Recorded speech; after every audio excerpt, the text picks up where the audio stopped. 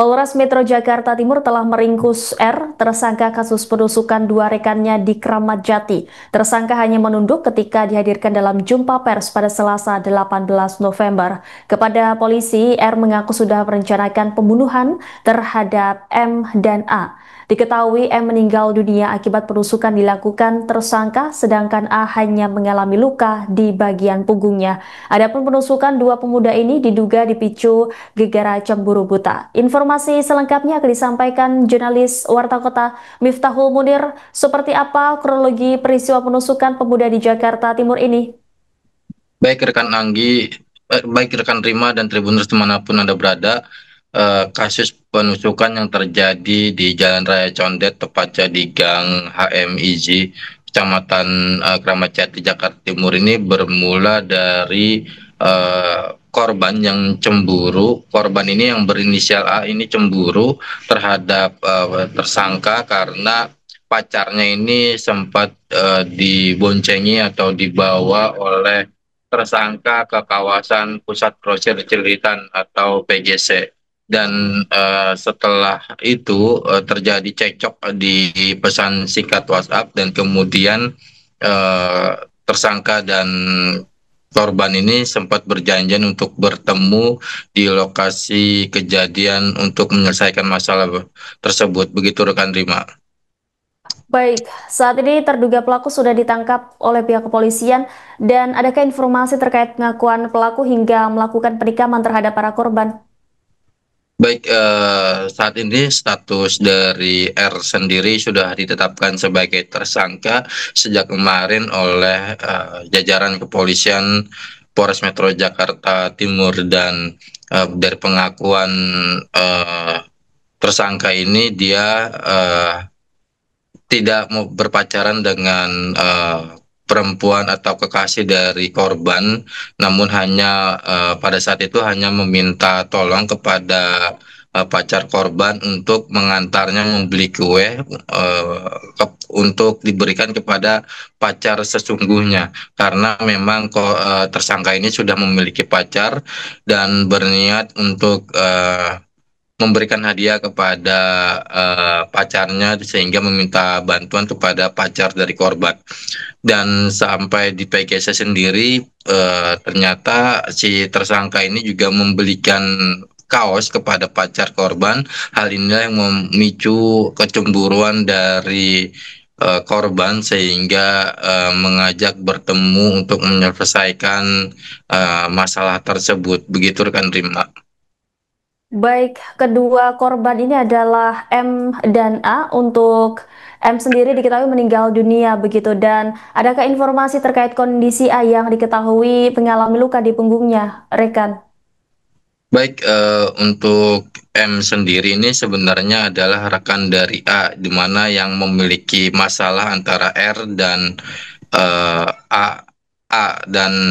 M pada saat itu hanya membantu temannya untuk melakukan penganiayaan terhadap korban dan terhadap tersangka. Dan tersangka saat di saat tersangka dipukul oleh A, sempat diam, dan temannya A ini yang berinisial M akhirnya membantu dengan memukul menggunakan helm ke bagian kepala. Ternyata saat dipukul di bagian kepala menggunakan helm, eh, R ini melakukan perlawanan dan langsung menusukkan pisau ke leher dari korban M. Dan korban M seketika tergeletak dan langsung meninggal dunia di lokasi kejadian. Dan kemudian R juga melakukan penyerangan terhadap A, namun mengenai punggung sebanyak 3 kali. Dan sampai saat ini A sendiri masih menjalani perawatan secara intensif di RS Polri Kramat Jati, Jakarta Timur, dan belum diketahui secara pasti kondisinya, karena memang pihak kepolisian masih menunggu informasi dari pihak ke dokter RS Polri Kramat Jati. Begitu rekan Rima. Ya, kemudian seperti apa hubungan antara tersangka dengan para korban ini? Apakah memang sebelumnya mereka berteman baik? Ya, tersangka dan korban sendiri ini bukan berteman karena memang tersangka ini adalah teman dari pacar korban berinisial A.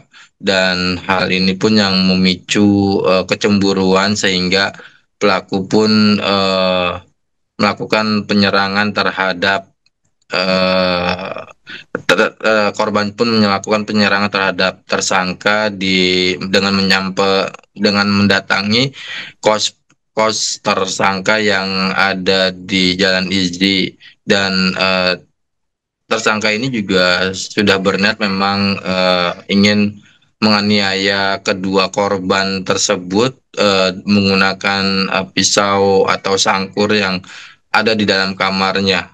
Begitu rekan Rima. Baik, atas perbuatannya lantas pelaku dijerat hukuman apa rekan Munir? Baik, tersangka sendiri ini dijerat dengan pasal 340 KUHP tentang pembunuhan berencana atau 338 tentang pembunuhan atau menghilangkan nyawa seseorang atau juntonya yaitu 351 tentang penganiayaan yang mengakibatkan hilangnya nyawa seseorang. Dan ancaman kurungan penjara sendiri sih yang telah diungkap itu hukuman mati atau paling ringan seumur hidup. Begitu rekan Rima.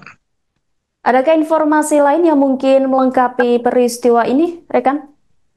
Baik, untuk informasi lain, tersangka saat ini sudah merupakan seorang security di salah satu perusahaan dan harus menjalani hari-harinya di dalam bui setelah melakukan penusukan di kawasan Cililitan atau di kawasan Condet. Dan tersangka pun mengaku tidak ada rasa menyesal karena memang sebelumnya ia hanya membela diri dari penyerangan yang dilakukan terhadap dua korban. Begitu rekan Rima.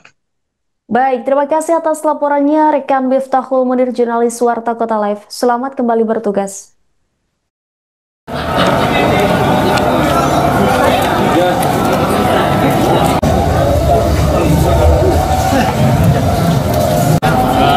Yang di sini siapa ya?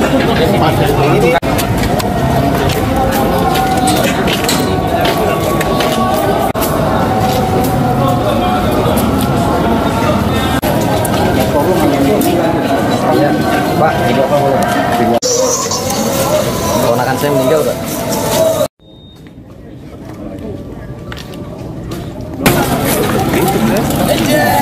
Perempuan itu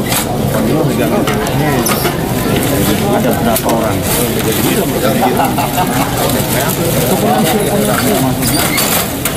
Melihat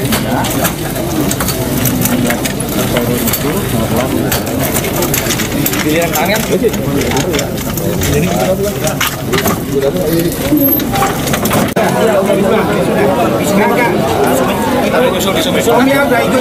ke sana ya. Ada identitas di sana.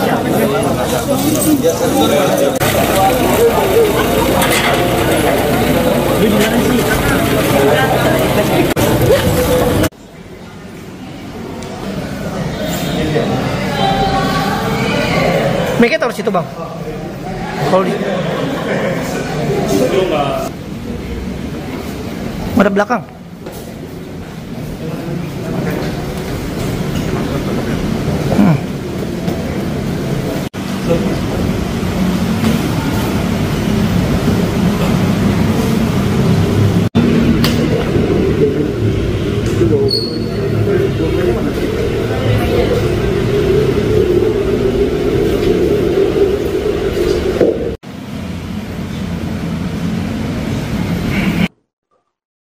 Untuk modus operandinya itu berawal karena cemburu ya.